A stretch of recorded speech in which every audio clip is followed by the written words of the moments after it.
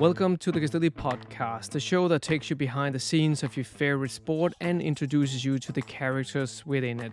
In this week's episode, our Tri-Division manager, Bernard Pleiner, is joined by one of the world's top female triathletes, Laura Philipp. Just before the top female triathletes gather in Hawaii for the historic Kona World Championship this Saturday, Bernard had the privilege of sitting down with a remarkable German athlete for a chat about her journey to becoming one of the best in the game. She's not only a top athlete, but also a shining example of a healthy lifestyle and a powerful source of motivation for countless individuals.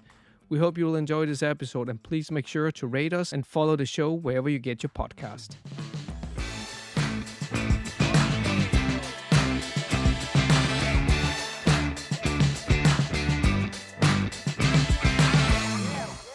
Laura, first of all, thanks for taking the time to talk to me today.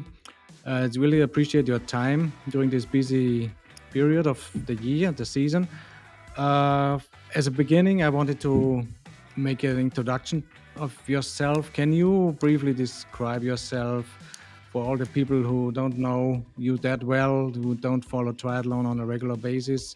Can you talk a little bit about your personality, your achievements, whatever you want to add? Yes, sure. So first of all, thanks for having me. It's nice to talk to you here on the podcast. Usually we talk about all the Castelli equipment, racing plans, and so on. So it's cool to be here. And my name is Laura Philipp. I'm a professional triathlete from Germany. I'm a professional triathlete since 2016. Before that, I worked as a physiotherapist then slowly started to have success in the sport, and that allowed me to cut down my work. And 2016, I decided I will go all in and see what I can do as a professional athlete and focus 100% on the sport. And my way into the sport was a bit unusual. So I have no background in swimming, biking, or running. The only sport I did was rock climbing, but I did ride my bike to school, and that was 60K per day. So I did collected quite some bike miles without knowing that they would come handy one day. I actually started running with my dog, and I hated running. And once I got over this phase where I struggled to, do 3K, my dog started to hate running, and I became better and better, and I actually started to love it. And today I can, actually call it a strength of mine. So it's quite funny how I, got into contact with at least biking and running, but the only part missing was the swim. And I watched a triathlon back in 2011, I think. Some friends of mine did a triathlon. I had no idea about the sport at all, but it looked like fun. So that was the moment when I decided I want to challenge myself and see if I can do a triathlon. And the only thing missing was the swim part. So from that moment on, I decided, okay, I need to learn how to swim freestyle. And that was my personal challenge and project back then. And the following year, I did my first triathlon. And from that moment on, I fell in love with the sport. I think it's one of the most beautiful sports in the world. It never gets boring. You can train so many different things. And I started with non-drafting Olympic distance races. So that's 1.5K swim, 40K bike, and a 10K run.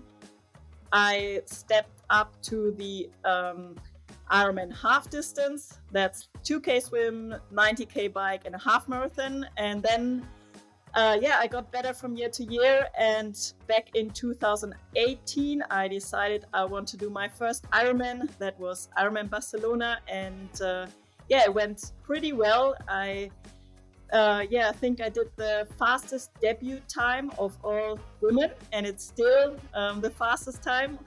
So that was a pretty cool experience, and something that showed me that apparently my strength is on the longer distances. And so since 2018, I'm competing over the 70.3 and the Ironman distance. And I've done the Ironman Hawaii twice, 2019 and then last year. The Ironman Hawaii didn't took place during the Corona phase, so yeah, last year was only my second time. I came in fourth 2 times, and this year, right now, I'm actually already starting to prepare for the race again. And yeah, you can imagine I'm very hungry to finally step up on the podium, if that's possible. We are really looking forward to that, and very interesting journey. It was quite impressive to hear how you got into the sports and what inspired you the most. Do you also have a professional athlete you are always looking forward to watching, maybe at the beginning of your career? Or was it totally not the case? You just liked all the 3 sports, like you said before, accepting the challenge, getting better, running with your dog, and seeing the progress? Yeah, absolutely. So to be honest, it was never really a goal of mine to become a professional athlete. So it just happened, and I fell in love with it. Why I just thought it's a hobby, but yeah, I then felt that it's something I'm good at, and of course that motivates you to see how far you can come. And yeah, with the little success that I had, and it got more, and I started to earn some prize money and all these things. Yeah, that definitely fired me up to see if I can actually become a professional athlete and earn my money with the sport. And yeah, that was an exciting phase to be in, when I was still very unsure if I can actually make it to the top and be competitive. But I think the love for the sport and for working out, that's really my biggest motivator. Yeah, I'm really fortunate that I can actually make a living out of it. Oh, thanks. We are looking at your results and your palmarès. It's pretty impressive. You have a number of Ironman victories, long distance, half distance, some Olympic distance races. But you even raced Xterra a couple of years ago. So you're very versatile and athlete who can compete on different distances, different sports. Would you say is the biggest achievement you are the most proud of? Yeah, it's hard to point out one race. I think it's yeah, there are multiple things that I'm proud of. I often have to remind myself, where I come from and how far I've come already. I definitely like to mix things up. I think trying different things, leaving your comfort zone by jumping on a mountain bike instead of a tantra bike or road bike definitely makes you a better athlete and a more well-rounded athlete. But yeah, for me personally, mentally especially, there have been a few milestones, and I think the most important was winning my first middle distance against some strong competition and against athletes that I used to look up to, and then beating them. That was definitely very strong experience for myself. I think from that moment on, I knew, okay, I can actually beat them and maybe win more races. Yeah, I think when you experience to win races and you feel how good this feels, to be on top, that definitely, you get addicted to it and you want to get more of it. And I think this definitely helps you to trying to improve yourself every year, because you still want to be able to win races and develop as an athlete. And after that middle distance wins, I think doing my first Ironman was definitely also a very strong experience for my mind, especially because I never thought I could actually do this distance. It sounded so long and also a bit boring in a way, to be out there for so many hours. And I'm usually a very impatient person, so it was definitely a challenge for me, not to start full gas on the bike, for example. Ironman racing is different. You really need to know that you have like 8-9 hours ahead of you, and you can't burn all your matches in the first hour, for example. Yeah, I think this was definitely a really good challenge for me, also to develop as a person, to gain new strength. Now I think I can handle my temperament way better than before. And definitely one race that sticks out for me is Ironman Hamburg, the European Championship last year, where I definitely had one or maybe my strongest performance so far. I came very close to the world record back then. Now we have a new one set at Challenge Roth. But last year I think that was a really strong race of mine, and definitely an amazing performance that showed me what I have within myself. And I think having those experiences always helps you to develop as an athlete, because you experience breaking your own barriers and setting the bar higher for yourself. And so I think the first experiences and then Hamburg last year definitely stick out. Thanks. That leads into my next question of always, you said it before, the world record got beaten just a few weeks ago at Challenge Roth. So that means you as an athlete, you always have to find those marginal gains. What do you do to improve in these areas like training, nutrition, recovery? Yeah, I think you already mentioned a few important areas. I think to be fast at long distance triathlon, it needs many things. I think I had a lot of potential just on the training side, because I never did any professional sport, or so just following a structured training already helped me so much to improve in all three disciplines. And learning how to swim at a very late age, of course, I also or maybe have the most potential on the swim. And focusing on the right technique is also something I do for all three sports, but swimming probably sticks out as it's a very technical sport. Also running is very technical, biking also, you need some skills, and it does make a difference how you actually pedal, for example, how your foot position is, and so on. So we do pay a lot of attention to those details. And then, of course, you have to recover the training. And recovery is definitely something I think I underestimated in the beginning. It was also hard for me because I was still working in the beginning, so I had to balance both. There was not so much time for me to recover between sessions, and back then I think I would say sleep was my most powerful recovery tool. But when I started to be a full-time professional athlete, I also paid more attention to recovery between sessions. And also one part you mentioned is nutrition, and also nutrition has a very powerful impact on recovery. It's how you fuel your sessions. I think this is still something many athletes underestimate, especially also age group athletes. Then of course also what you eat, so you're not eating only crap, but good food. And I think this is definitely something I'm focusing on. But then of course you also mentioned the material side. With Castelli as one of my strongest partners, especially also performance partner, it's also super important what you wear. As an athlete, I go, for example, to the wind tunnel with my bike setup to see how aero my whole setup is. This is for the bike frame, the components, the tires, but of course also the race suit. And I think this is especially an area both of us have worked together closely over the last years, especially being a part that's really fun to do, like to try out new things, give feedback, and then also test them in the wind tunnel to actually, not only go or give feedback by feel, but actually seeing numbers and testing stuff. Maybe we work together since many years now. Do you know how many years?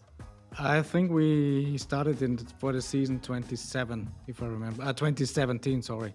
Yeah. If I remember right. So if I go through my mind what developments we did together, we've seen some pretty big steps forward in terms of aerodynamics, fit, and also design, how we create a new design and every season. So it's also a fun part of not just myself, but also our entire team in our different divisions to always keep improving, find something new, and what also looks good, not just being fast.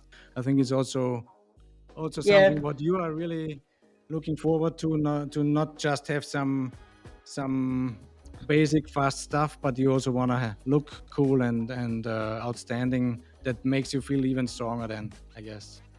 absolutely. You make that point there for sure. I think for men and for women, the way we look, this is important. If we look good and we feel good in our suit and feel fast, then we go fast. And I'm always looking forward to, suit up in my race suit. It's always, a special feeling. I don't really train in my race suit, so it's definitely only for race day. So it's a special feeling every time. And I'm just thinking, do you remember maybe from the start? I know this is highly individual for every athlete, but I'm just thinking if I can remember how many watts we have developed over the time, with just improving the suit. Do you remember? If I go through the different models we had, fit-wise, I think, and fabrics, fit, textile of the different fabrics, different features, I'm sure it is something between 20, 30 watts for sure. Yeah, and this is What crazy, I think. Yeah. I mean, imagine how many hours I have to train to get stronger to then push 30 watts more, or just get them by wearing the right stuff. This always is mind-blowing for me to actually see this also then in the wind tunnel. And but I think this also shows how important it is to pay attention to those details. Yeah, I think in my beginning, I had no idea about all those things. So I didn't know that, having a normal bike bottle in my frame is around 10 watts slower, for example. So being part of the process and doing the tests was really eye-opening. And from that moment on, of course, I was really hooked. Maybe it's a bit like an addiction. You want to get faster and find more gains everywhere. And of course, with the level I am at now, it gets harder and harder. And the gains you make, they get smaller. But I think it's still fun to look for them. And you mentioned Challenge Roth, where a new world record was set by Daniela Reef. I think this was a nice reminder once again that also I have to go back to the drawing board and scratch my head where I can improve. That was actually quite fun over the last few weeks. We did make our homework. We went into the wind tunnel again. We also looked at my training and tried to find areas where we see that I can maybe improve until Kona.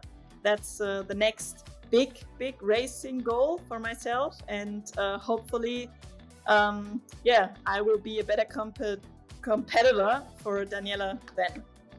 No, I'm sure you will be. So this is, as you said before, it all takes time. This 20, 30 watts, what I've been mentioning before, has not been achieved within 1 year. So it was a process. And the steps, of course, will get smaller and smaller. But it's really good to hear that you are really keen on working on these small little steps to make you even faster and better, because this is also part of our DNA, has always been within the Castelli DNA, and this will always remain one of our key areas where we want to make our athletes faster, more comfortable, performing on a better and faster level. So this is good and make them look good. Yeah, that always comes along with our design team. We always try to make something. Absolutely. And I think what's also important for me as a female athlete is that you at Castelli, you definitely pay attention to female needs. And I know also both of us, we had discussions about, how can we improve products for women. And I think this definitely stands out, that all of the kits, they always have like some nice features that look nice, but the fit is also very, very good. And of course, at the end, comfort or the way something fits is at the end more important than the look. But if the look is also good, that's win-win.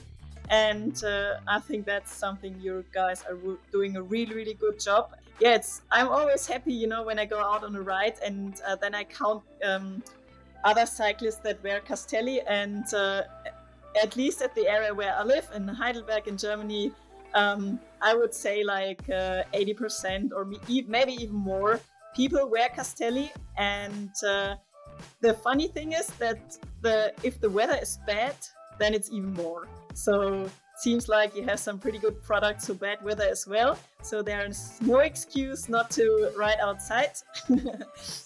So that's always fun to see for me when I'm out training.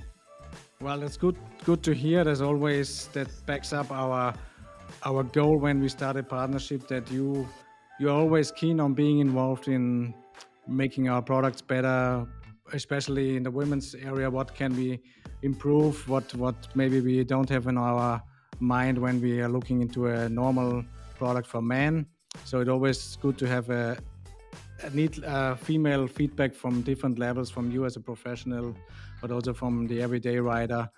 That's definitely very useful and helps us also to improve our products for the everyday cyclist. What do you think? What product is your favorite? Do you have one favorite, or you say, okay, these are my 3-5 favorite picks? It's hard to pick one product because I have many, but I think right now in summertime, the Climbers jersey is definitely one of my favorites. The fit is great. You still feel like you get some air to your skin. That's definitely something I wear a lot at the moment. And then also the Aero jersey is one of my favorites. Then the Gabba, of course. I think this is for many people, one of the favorite products. It definitely stands out because you're so well prepared for every kind of weather conditions. I often ride in the Swiss Alps, and for there it's just perfect. Even when you have like a little bit of rain, you still stay dry and warm, and for the descents it's just perfect. So those three are definitely very much some of my favorite products.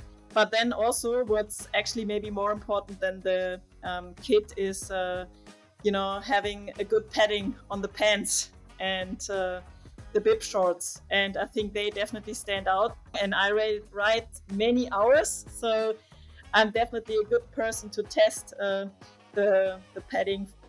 Yeah, that's good to know that they also pay attention to these details.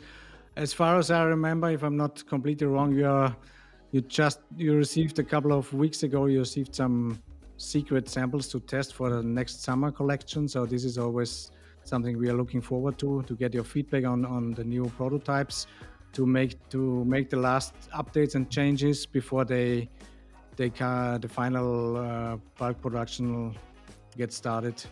Yes, and there's some exciting stuff coming. I love to ride around and test it. And I think the designers, they always do a good job. Sometimes I'm surprised about the colors or the match, how they look. But then, wearing them, it always surprised me how good it actually looks when I wear it. Even if maybe, some colors I wouldn't probably choose when I look at them just on a picture. But then seeing them when I have them on, sometimes surprise me. And that's also cool to see.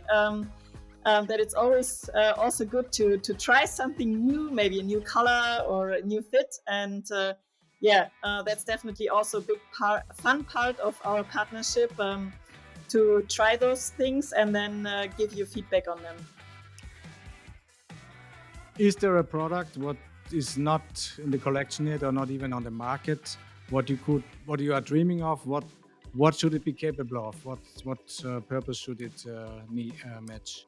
So there's actually one product I would love to test, and that's a bib short that is made for time trialing. So, most of the bib shorts, they have a bigger padding under the seat bones, so more in the back of the butt. But on my time trial bike, I know this from bike fit sessions where we measure saddle pressure, for example. The part of the saddle that I use is very small, and it's very much in the front of my saddle. So I actually sit on my symphysis bone and not on the seat bones. So everything is more forward. And usually the padding is less in the front. So what I would love to test is have a bib short that actually has thicker padding in the front, where I definitely experience most of the pressure while I ride on my TT bike. And, my seat bones, they only get contact with the saddle when I'm actually on the base bar or riding upper hill. So on most, if I'd go on a flat ride, I probably wouldn't need that padding in the back. And I would just love to see if this is actually as comfortable as I imagine it to be, or if I'm totally wrong. And I also talk with other women about it, and maybe it's even also important for men, that they also would love to test something like this. So maybe you already have an opinion on that. That's definitely an interesting thought. We know that there's a lot of tech going on in the saddle developments at the moment. So there has been a big focus from the industry to work on different saddles, different width and paddings, and also how the saddle is designed, the length of the saddle, then adjusting your position and saddle height. So it's a lot of details that come into play in this area. So definitely a very interesting and very important, especially for the pro athletes, very important area. You're obviously training a lot. That always, I can imagine, sometimes is not so easy to always being motivated on the highest level or keep the motivation high. And when looking in the areas where you are training, you are picking quite nice destinations sometimes for the training camps, for your pre-season preparation, like Mallorca, Girona.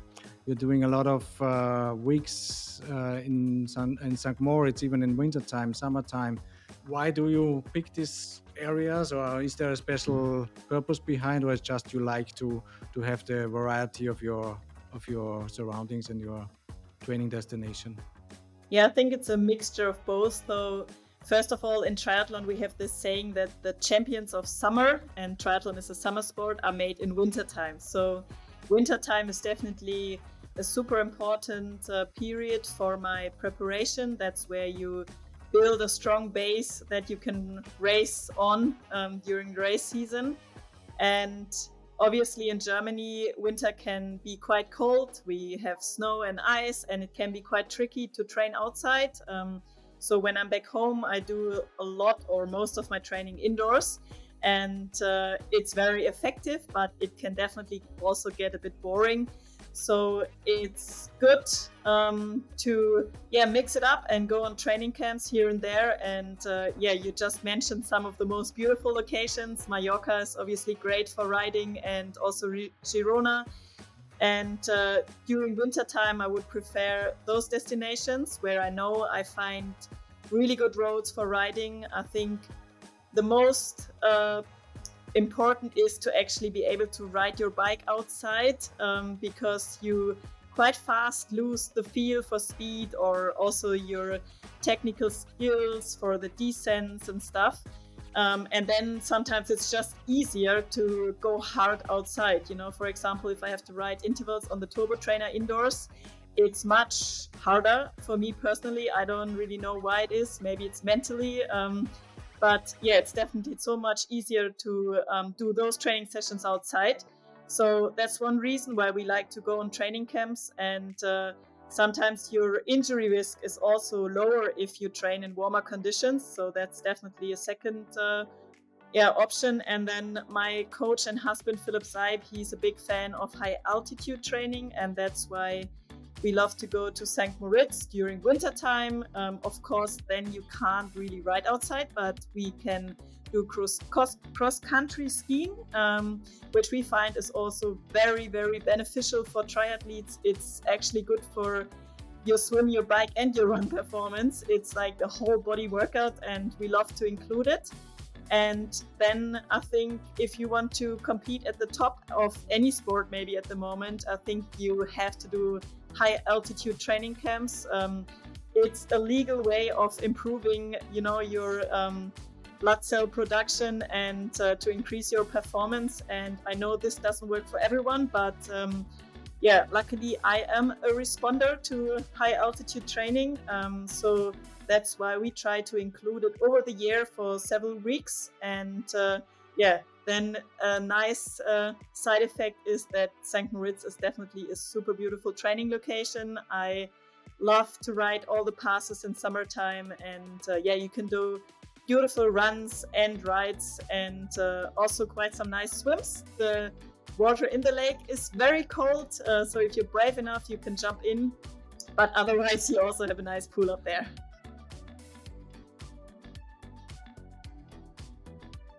That also, I want to touch briefly. Also, it also touches the training area, the business you run together with your husband, Philipp, the KickAss Sports business. You obviously also spending some time and energy in this project. What is how do you feel at the moment with while you are still a 100% professional athlete? How much time does it cost for you, and how do you see, because we see that you are a person that can motivate and the community almost like no one else, and you have a really big impact in motivating people to have a not just being a sports competitor, but just having a healthy and an active lifestyle. So this is kind of a big approach for Philipp and yourself for the future, and also right now. How do you see this part of your daily routine?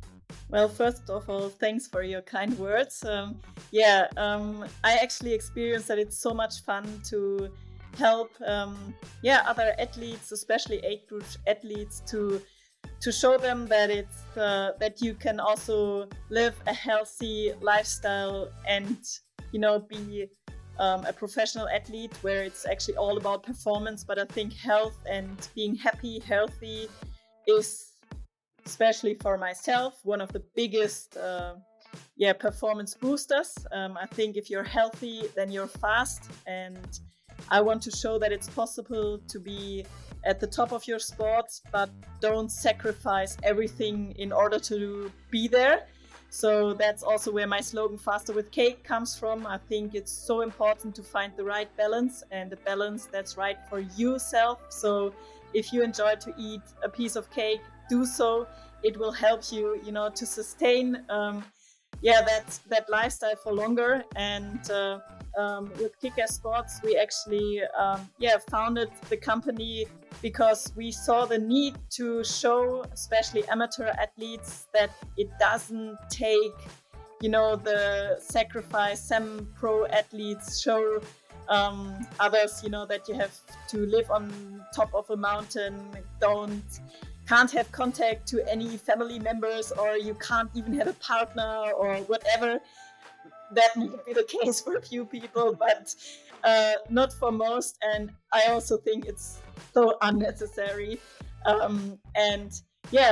We want to pass on, our knowledge, little bit of a best of what we developed over the last years. And one of the things is also that I see so many athletes just training too much, too hard, too many hours beside their job and having family and kids, and they still think they need to do those 5-6 hour rides and train super hard every day.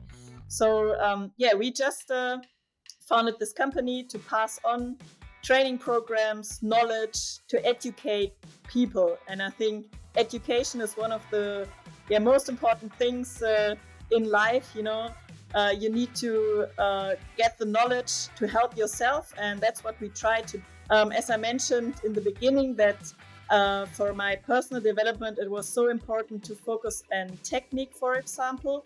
And it's way more important to maybe spend an hour on technique development than doing another hour run session just randomly. And you can make many more gains out of this. And I think this is something we put together in a training program and also an education program. So you can also visit some education lessons where we actually teach you how to swim, bike, or run.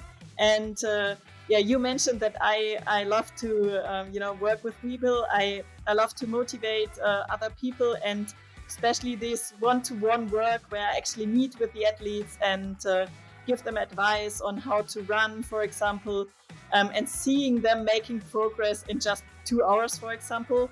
That's so much fun and definitely something I would love to spend more time doing. But right now it's tricky. I join those sessions here and there, and I'm also definitely a very creative mind in the background at the moment. But it's definitely something I see myself doing much more of in the future. You are not alone. You and Philipp, you have a great team of coaches and trainers. I was experienced and meeting some of them at Challenge Roth. It was really impressive how big the group is, how much buzz and engagement they created at the expo area. You even did some test educations, so it was really fun to see what you are doing for the community, not just for yourself, but also what you try to give back to the tri community, to always get more and other people into the sports. That was really interesting and fun to see. That's something I think what should more athletes should do, that have a good following and who are popular and have an impact in doing that. I think this is really important to grow the sports and being a better and more active person in general. Yeah, absolutely. Yeah, what they did in Roth was great. It was also very motivational for me. I was there as an athlete, and especially also on race day, the cheering they did, that was exceptional. And when I look back at those pictures, it's really, really cool what they did. I think they showed a lot of passion, and that's what we want to stand for. We do this with so much passion, and I think if fun is your biggest motivator, then it's easy also to do hard training and to focus on goals. And it's a really cool project, and I hope many more people will jump on, and so we can actually live it together. Well, Laura, before we wrap up our conversation, I would have one last question about the future. Do you have any specific goal, what you want to achieve in life? It can be sports related, or in general, what you are really looking forward to. Is there something, or you don't have that plans that are so long term? No, there's not like one thing. Of course, I would love to win the Ironman Hawaii or the Ironman World Championship next year. We will be in Nice. This is something I'm also very looking forward to. I think it's exciting course, different course.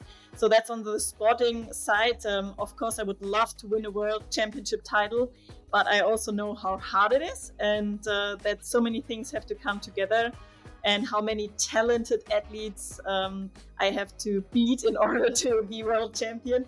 So, it's a dream of mine, and I think I do have the potential to do it, but I wouldn't say, that I couldn't be happy if I don't achieve that. I think what I'm strong at, that I actually I enjoy just the daily life, and I'm not someone who's living for the future. I live in the moment, and that's why it's also tough for me, to point out goals. Of course, I have some goals, but I don't judge myself on if I achieve them or not.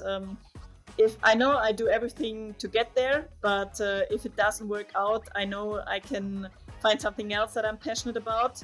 I would actually, besides of triathlon, I would love to do maybe a bike race or something like this, like to see how I would perform in other sports. That could be focusing on running for maybe a year, or focusing on cycling for a year, and then try out how I can perform if I focus on one sport. That's something I'm curious about, because as a triathlete you always feel like you're good at 3, but you're not really good if you compare yourself to the specialists.